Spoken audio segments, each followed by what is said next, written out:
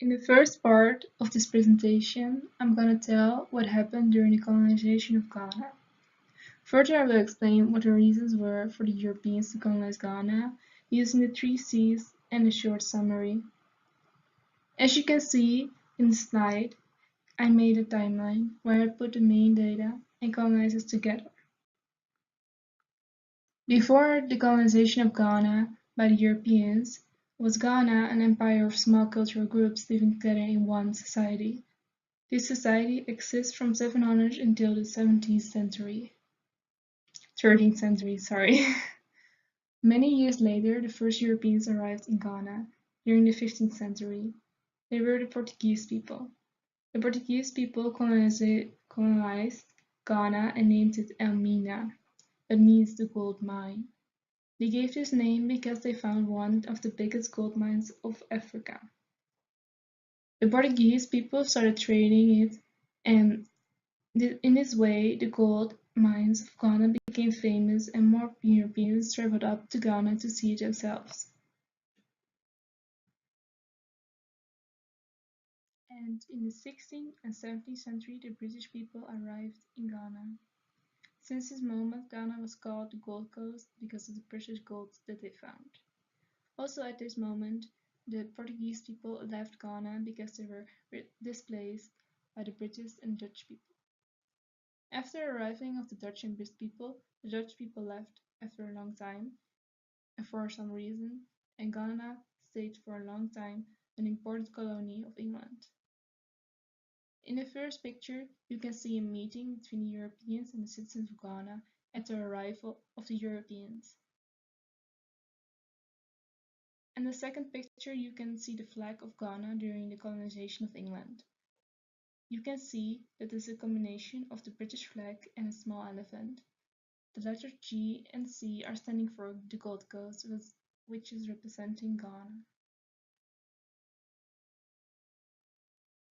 However, gold was not the only reason why the Europeans came to Ghana. They also came to Ghana to trade other resources like timber, ivory, pepper, palm oil, and other minerals. Especially the British and the Dutch people traded these resources in chains for their goods with the citizens of Ghana. The way of trading was not always equal because the amount of gold was 100 times more than the goods that the Europeans brought with them. The Europeans traded like this because they didn't have the resources in their own countries, so they were happy that they could trade it for so cheap. Next to trading resources, the British and the Dutch people traded local people. These people were slaves and the Europeans brought them from the individual cultures. The Europeans gave them land, fish, and machines to trade. This was the beginning of the slavery. During the slavery, used the Europeans, especially black Americans and African people, as slaves to provide food and products like sugar and cotton. The second reason why they needed slaves was to work in the gold mines in Ghana itself. And the third reason is that slaves were very cheap laborers. Europeans didn't pay them at all, because they all keep the profit and products for themselves. The slaves, which had to provide resources, were transported by ships of the Dutch East Indian Company from Africa to America, other parts of Africa, Europe, and the Caribbean. The Europeans treated the slaves very bad and did not respect them. You can see this in the first picture at the top of the slide. You can see a group of slaves walking, with barely clothes on, and their hands handcuffed behind their back. On the right, you can see a guy standing with a stick in his hand to keep them walking.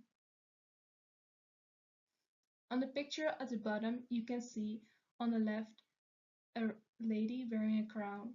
This looks like very happy and impressed by the 3 ladies standing at her table. These 3 ladies demonstrating 3 colonies of the lady with the crown. They are holding important resources of each colony and presenting them to the lady. This picture demonstrates the fake gratefulness of the European countries towards their colonies. This is because the lady with the crown already knows that the colonies provide these resources, but she's still impressed that the three colonies are giving it to her. Another reason why the Europeans picked Ghana to colonize was because the very strategic place of it. First, it was a good place to trade the resources, especially the gold, with the travelers, which took the trading route from Europe all the way around Africa to Asia. Finally, they went to India and Indonesia to find herbs and spices. You can see this trading route in the first picture on this slide. The blue line in the picture demonstrates the trading route from Amsterdam to the Cape in Africa, all the way up to India and Indonesia. This was a very important route and it's been taking for a very long time because there was not yet a faster route to come to Asia. Thanks to this way of trading, more Europeans arrived in Ghana during the 18th century. Europeans were the Swedish, Danish, and the German people. Secondly, also, as you can see in the map of Africa below, Ghana is hidden very well in the Bay of Africa itself. This helped to keep the robbers and pirates away from the gold and the resources. So only the people who did know about the gold in the Gold Coast would come there. Religion always played a very important role in the development of Ghana. This is because it helped improving and developing the economy, wealth, education, health, companies, and lifestyle of the people in Ghana. The posters on the right are representing the influence on the Christianity during the colonization of Ghana. As you can see, the names of the businesses having something to do with God, the Bible, or Jesus Christ. These are very developed and modern businesses, but they all have to put their religion at the first place. Christianity was brought by the Europeans, which colonized Ghana in the 15th until the 17th century. After a few years, the whole Gold Coast and parts of Ghana were Christianized. The Church, Bible, and God became the main resources for these people. The map on the right is showing the different religions in Africa just after the colonization. You can notice that the northern parts of Africa are Islam. This is also the case in Ghana, which was part of the Empire of Ghana. If you zoom in this picture, you can see that Ghana is a mix of individual religion, Christianity, and Islam. This creates one country with many religions and beliefs, which all fits together.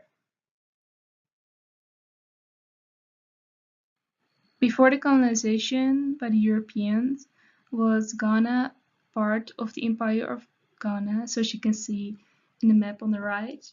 The Empire of Ghana was covered many countries in Northern Africa and it was very big. But I'm not going to tell you more about it because it's part of another presentation.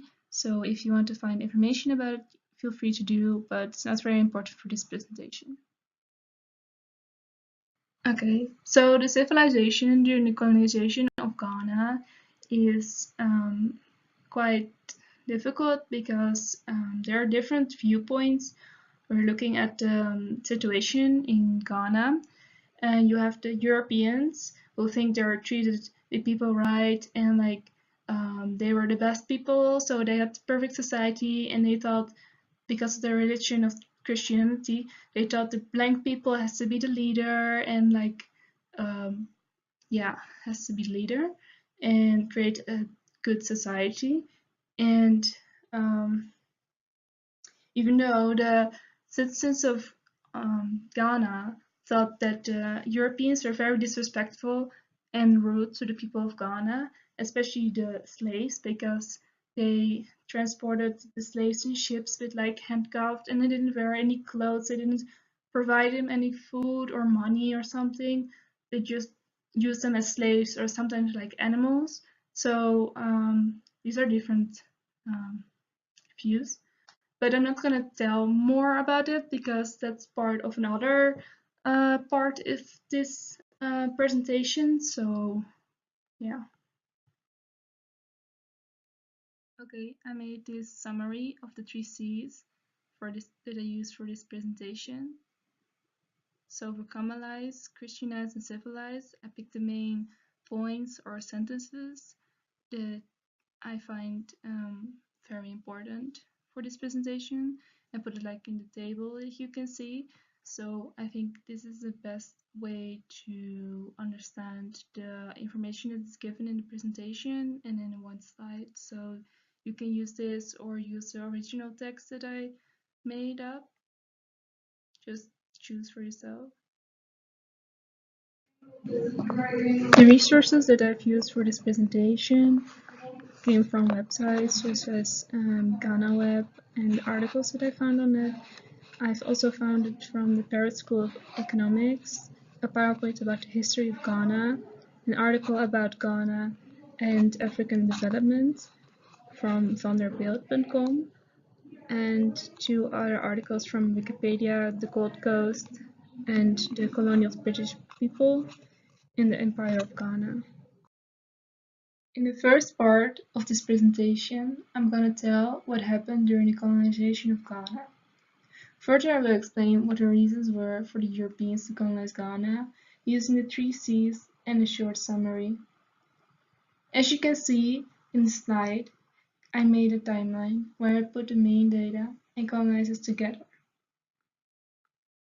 Before the colonization of Ghana by the Europeans, was Ghana an empire of small cultural groups living together in one society. This society exists from 700 until the 13th century.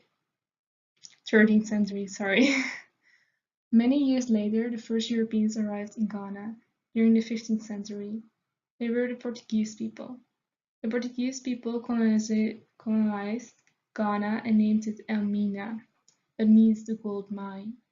They gave this name because they found one of the biggest gold mines of Africa. The Portuguese people started trading it, and in this way the gold mines of Ghana became famous and more Europeans traveled up to Ghana to see it themselves.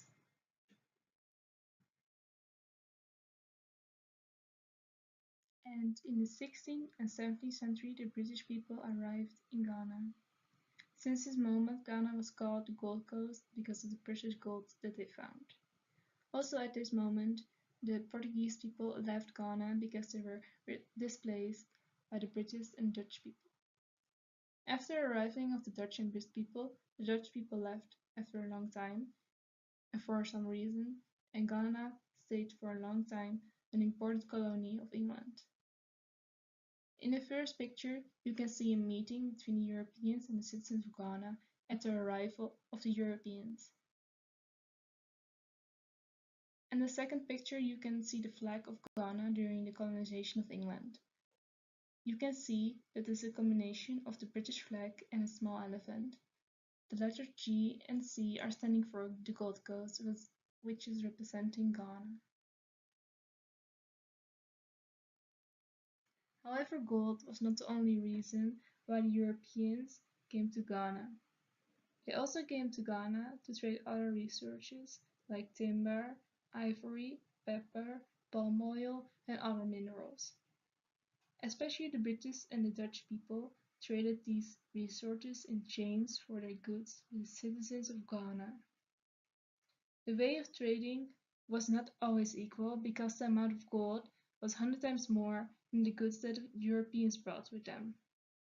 The Europeans traded like this because they didn't have the resources in their own countries, so they were happy that they could trade it for so cheap. What type of colony was it? According to the Political Economy of the Gold Coast in Ghana, published by the Economic Growth Center at Yale University, Ghana was an exploitative colony. The British exploited Ghana's resources, particularly gold and ivory. That is why the British named Ghana the Gold Coast. They also exploited the people of Ghana, as they used them for a slave trade. Often what they did was they traded manufactured goods for slaves. They used Ghana's peoples because it was a cheap form of labor and it allowed them to make more profit, and goods at a lower price. The European colonies of Ghana viewed the citizens as not equal and slaves to provide products for them in other continents. The discrimination of gender and race were very popular and normal and acceptable for the Europeans. Many resources are saying that the Europeans treated the people as exploited slaves and animals. Otherwise, they would be called savages. The primary reason for the British viewing of the people of Ghana as slaves, savages, and animals was solely based on not wanting to understand their culture and way of life. The Ghana people viewed the Europeans as reckless. The British came to Ghana to extract natural resources, such as gold. They simply weren't interested in learning their values or the Ghana's people's culture, which caused the Ghana people to view them as greedy and selfish. The tribal state named Asante and some other ethnic groups did not agree with the European that they traded the courses. They tried to get respect and equality from the Europeans and their colonies by planning invasions between 1807 and 1817. What happened when the colonizers arrived? According to the political economy of the Gold Coast in Ghana and the colonial era British rule of the Gold Coast, in terms of political and economic systems, the British originally tried to negotiate a treaty with the Ashanti people. However, they were unsuccessful and the relationship between the two groups grew tense and weak. The British had many colonies in the coast of Ghana, but none directly inland. That still belonged to the Ashanti people. The economic system they had in place was a laissez-faire free market, which means it was free from government intervention. The political system was controlled by the British in Britain, but there was no political base within the colony. This picture depicts where the Gold Coast was actually located. According to the Encyclopedia Britannica, in terms of the social structures, the British established school systems within Ghana that modeled the European system. Roman Catholic missionaries and other religious missionaries opened some of these schools in an attempt to Christianize and educate the children and teach them the beliefs and the ways of the British. Did the colonizers increase or decrease the wealth of society? According to the political economy of the Gold Coast and Ghana, at the time it seemed as if the colonizers were increasing the wealth because they developed basic infrastructures and provided basic necessities for the colonies. But in the long run, they actually decreased the wealth because instead of developing the local businesses, they brought in their own capital and enterprise, which actually hindered the development of local businesses.